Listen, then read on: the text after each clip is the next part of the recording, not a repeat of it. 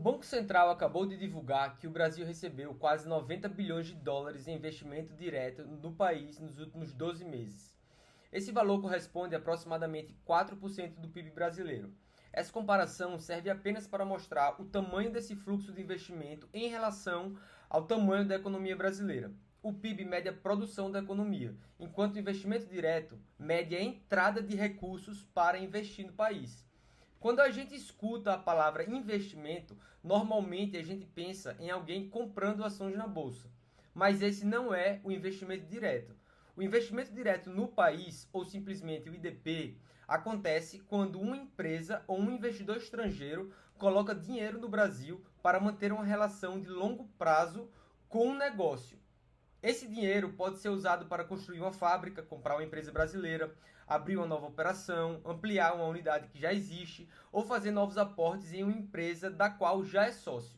Ou seja, não estamos falando de alguém tentando ganhar dinheiro comprando e vendendo ações. Estamos falando de alguém que decidiu investir para produzir riqueza dentro do Brasil. E aí fica a pergunta do porquê que isso é visto como uma boa notícia. Obviamente é uma boa notícia, né? Mas por quê?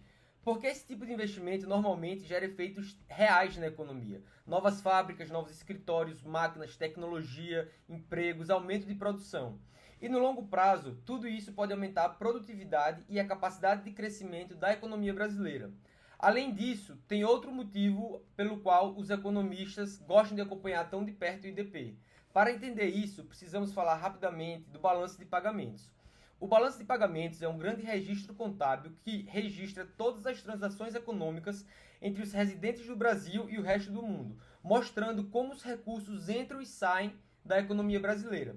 Ele é composto por diversas contas. As duas principais são a conta corrente e a conta financeira. A conta corrente registra as transações da economia real, como exportações e importações de bens, prestação de serviços, pagamento de juros, envio de lucros e dividendos, entre outras coisas. Já a conta financeira registra os movimentos de capital entre o Brasil e o resto do mundo. É nela que aparece, por exemplo, o investimento direto no país, a compra de ações e títulos brasileiros por estrangeiros, empréstimos internacionais e outras formas de entrada e saída de recursos. Agora imagine que ao longo de um ano, empresas, famílias e o governo brasileiro enviem mais recursos ao exterior do que a gente recebe de lá. Isso pode acontecer porque importamos mais do que exportamos, porque brasileiros viajaram mais para o exterior, porque empresas remeteram lucros para suas matrizes ou por uma série de outros fatores. O fato é que, nesse caso, a conta corrente fica negativa. Como o balanço de pagamentos é um registro contábil, toda saída líquida de recursos precisa ter uma contrapartida. E, simplificando, é justamente essa contrapartida que aparece na conta financeira.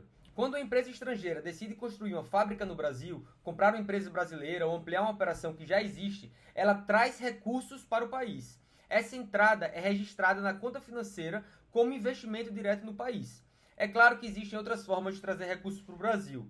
O investidor estrangeiro pode comprar ações na bolsa, pode comprar títulos públicos, tudo isso aparece na conta financeira. A diferença é que esses investimentos financeiros podem entrar e sair rapidamente, dependendo dos juros, do cenário macroeconômico, do cenário exterior, do Brasil ou da percepção de risco dos investidores. Já o investimento direto normalmente está ligado à construção de ativos produtivos ou à aquisição de empresas para uma relação de longo prazo. O longo prazo aqui é fundamental para entender. Por isso, o investimento direto é visto como uma fonte mais estável de capital para a economia brasileira. E aqui, antes de acabar, vale uma última observação. Lembra que eu falei no começo do vídeo que o investimento direto não é o PIB? É porque o dinheiro que entra no país não é produção. A foto que eu coloquei, ele só dá o tamanho do investimento direto usando o PIB como referência. Agora, imagine que uma empresa estrangeira invista bilhões de dólares para construir uma fábrica no Brasil.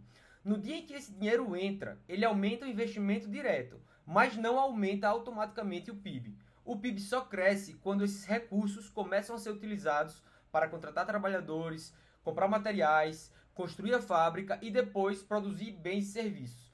Ou seja, o investimento direto não é produção. Ele é um investimento que pode sim e provavelmente vai gerar produção no futuro. Então, quando você ouvir que o Brasil recebeu quase 90 bilhões de dólares em investimento direto, não pense apenas que entrou dinheiro. Pense que empresas estrangeiras estão apostando que vale a pena investir no Brasil, produzir e crescer aqui dentro. E isso costuma ser um sinal muito mais positivo para a economia do que simplesmente um crescimento de alguns por cento na bolsa por conta do capital estrangeiro que veio para a nossa economia.